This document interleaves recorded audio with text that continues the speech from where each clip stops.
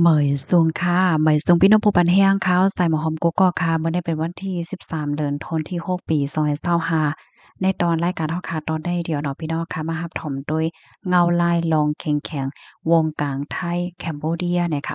เพราะว่ามาด้วยเงาลายที่ก็เหมือนหางไข่ฮาวแห้งมากค่ะนะทั้งหมดได้มีอยู่4ตอนค่ะเฮาค่ะรับถมกว่าเป็นตอนค่ะเนาะอ่อนดังเปิ้นได้ก็เข้ามาถมด้วยค่ะในก็เมื่อวันที่12เดือนธันวาคมที่6ปี2025เมื่อว่าในกุ้ยสมเด็จฮ้นเส้นเนี่ยค่ะก็เลยเตรียมต่างใน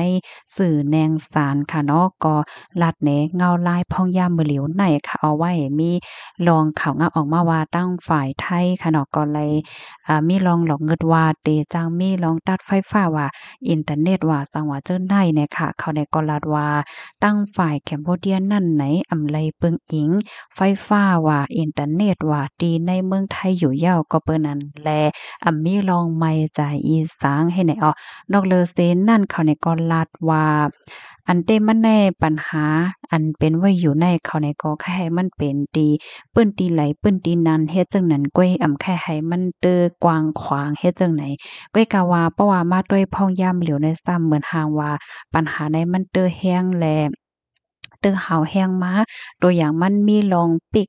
แลนเลนฝ่ายเหลียวลองลดย่อมปั่นขว้างก้นเขาเมืองว่าสังว่าเจ้าไหน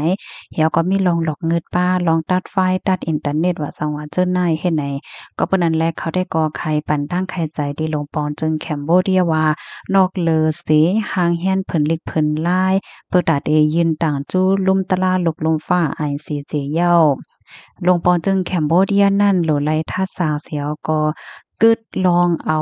เจิงไทยในมาเปิ่นแพดีในแคมโบเดียว่าหังว่าเจิ้นนายโฮมป้าถึงกึดลองเอากลกาตั้งขายดีในเมืองไทยเข้าเมืองให้ไหน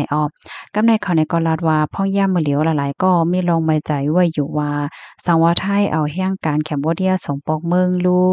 ในนั่นเขาก็ว่าใจลองที่อันลีไม่ใจสางให้ไหนค่ะอันนี้เป็นตอนที่1ค่ะนะกำในเฮาค่ะเนี่ยก็ซ้ำมาเที่ยงตอนหนึ่งเนาะอันนี้ก็เป็นโพนัมแคมโบเดียก็บ่เหลียวค่ะก็เป็นลูกจ้ายโพนัมแคมโบเดียก็ก็มืออ่อนตั้งเนี่ยค่ะในก็เมื่อวันที่12เดือนธันวาคมที่6ปี2025ในก้อยหนังเก่าค่ะจอมพ่องลงแคมโบเดียก็ไล่เตรียมต่างดีในห้องการสื่อแนงสารค่ะเนาะก็ลาดว่าแคมโบเดียค่ะได้กึดลองสั่งซื้ออินเทอร์เน็ตว่าไฟฟ้าอันลูกดีในเมืองไทยมาเนี่ยค่ะตั้งแต่เด้งขึ้นเนาะวันที่13เดือนธันวาคมปี2025ในกว่าคอมพานีเคเบิลคอมพานีอันปันแรงอินเทอร์เน็ตว่าสังว่าเจ้าไหนค่ะเขาก็ได้กึดลองซื้อแบรนด์อันลูกดีมาดีเมืองไทยเย้านอกเลอเซนั่นไหนเนาะอันเป็นไฟฟ้าว่าสังว่าเจ้าไหนก็เขาไหนก็ได้ขับเครื่องเสใจตื้อโคของในเมืองเขาก็ให้เขาได้เปิงอิงไฟฟ้าอันลูกมาดีเมืองไทยเย้าว่าเฮ็ดจังไหนค่ะเฮแลมือว่าได้ค่ะกลางคืนลึกๆค่ะนะก็มีลีกออกมาจอมกำเหลียวค่ะว่าพี่น้องเฮาอันนี้ก็เป็นเพิ่นลีกค่ะเนาะตั้งฝ่ายลงปองจึงแคมโบเดียไล่ออกมาเปิ้นเผาลาดว่าตั้งเอาวันที่13กว่าค่ะเนาะแล้วก็อยู่ที่ห้องการฝ่ายข่าวสารแคมโบเดียค่ะไล่ออกมา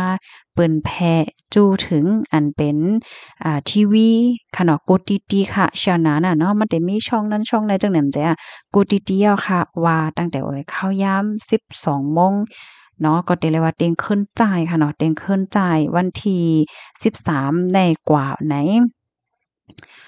เงาหางเสียงโฮเงาหางเสียงของแคมโบเดียกูดีๆเนี่ยให้กึดลองเอาเจิ้งว่าเจิ้งกุมเมียวๆว่าอันลูกที่เมืองไทยมาเนี่ยปืนแพ้ว่าเฮ็ดไหนคะก็ออกลิกเหี่ยวค่ะนะเงาลายมันได้เป็นไว้ให้แนวค่ะพี่น้องเฮามันเต็มมีมจ้าเหมือนจังหนังเต็มเมืองใต้เมืองหอมตุ่มเฮาเนี่ยก็เปิ้นได้ส่งตุ้ยน่ะค่ะนะส่งตุ้ยจึงไทยเนาะถึงตีป้อใส่พันจื้อใต้เฮเฮ็ดแหน่นะจึกนำจ้าเมื่อเลียวได้ก็อิงเหนือลองข้องคำหลายสำหลายเปิงว่าสังว่าเจ้าในเฮแหน่แคมโบเดียก็ออกลิกเปิ้นพาวกึดอำปันตุ้ยเหย้าอำปันเปิ้นแพะอำปันแหน่เหย้าเฮ็ดไหนกำในมาด้วยทางตอนหนึ่งค่ะอันนี้ก็เข้าในก็เลยหันผู้นำแคมโบเดียและผู้นำฝรั่งเศส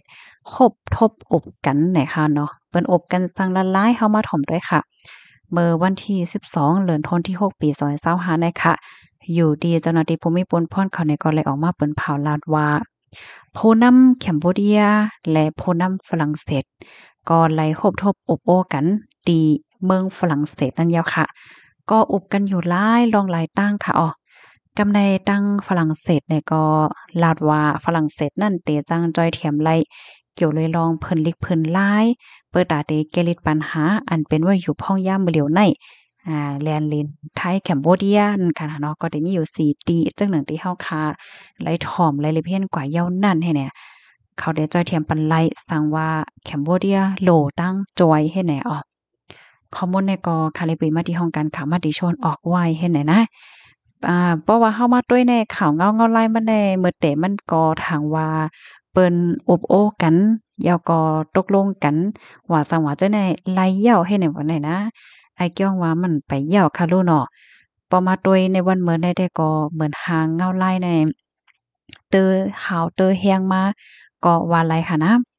ผู้นำแคมโบเดียก็มือเหลียวในก็จังหนังที่ฮู้กันค่ะนะก็เป็นลูกจ้ายของสมเด็จฮุนเซนผู้นำเก่าแคมโบเดียค่ะเปิ้นนี่ก็ไล่กว่าเฮ็นดอกวันดอกเมืองค่ะนะเฮ็นตีเมืองอังกฤษเฮ็นเหย้าจั้น PhD เนี่ยก็ได้เรียกว่าเป็นด็อกเตอร์นะคะค่ะมื้อเหลียวก็เป็นผู้นำขึ้นมาเป็นผู้นำแคมโบเดียเนี่ยก็เข้าตั้งปีปลายอายุอาศักมี40ปลายว่าหนังใดค่ะพี่น้องครับถามยอหันถึงจังหือพองเลยค่ะเนาะก็ปันตั้งหันถึงแลเพิ่มเทียมข้อมูลมาเลยอยู่ค่ะเมื่อเหลียวในก็อันไม่ใจแน่พี่น้องแห่งการที่ในเมืองไทยได้ก็มีแห่งการยานเมืองอันเข้ามาเหตุการณ์ก็นำค่ะเนาะอันนำเลยสิเปิ้นได้ก็เป็นก้นเมืองโฮมตัวเมียนมาอันนำที่2ก็เลยเป็นแคมโบเดียเนาะที่3ก็เป็นลาวที่4ก็เป็นเวียดนามเฮ็ดจังได๋คะนะเพราะว่าอันเป็นผู้ใหญ่ก้นหลงเขาสอนจึงเมืองเปิ้นมีลองข้องคำกันให้แหน่อันเป็นแห่งการยานเมืองแคมโบเดียก็ไม่ใจว่าอยู่นั่นน่ะเนาะก็น่ะว่าได้เป็นฮือก่อนได้ก็เฮาคันก็ซ้ำสึกไปด้วยกว่าแทงตั้งฝ่ายพ้นนำได้ก็ว่าลงไม่ใจได้ค่ะว่าเนาะตั้งฝ่ายแห่งการได้ก็ว่าปอคือนำจอกได้มีการงานเฮ็ดให้ไหนเนาะตอนดากแห่งการที่อันมีเฮิรนมีเยไว้อยู่มีเหมือนจังว่าน่ะมีเฮิรนเยมีพี่น้องมีหังไว้อยู่เนี่ยมันก็ไม่ใจค่ะเนาะแต่ได้ปอกเฮิรนก้อยกะว่าสังว่าที่เฮิรนก็มีภายแล้วก็เฮิรนก็มีหังก็มีเนี่ยอันนั้นก็เป็นรองอันดีไม่ใจลงไว้อยู่หนังเก่าในเอาเนี่ยนะจังว่านั้นค่ะแน่ก็ไล่เดยวสิเป็นเฮาก็ก็ไปด้วยกว่าแทงค่ะเนาะพี่น้องค่ะ ยินโจมกูก็ดีรับถ่อมปานเนตปานแห้งย้อนให้อยู่ได้กินหวานและรอดเพ็กกันค่ะเหมยทรงค่ะ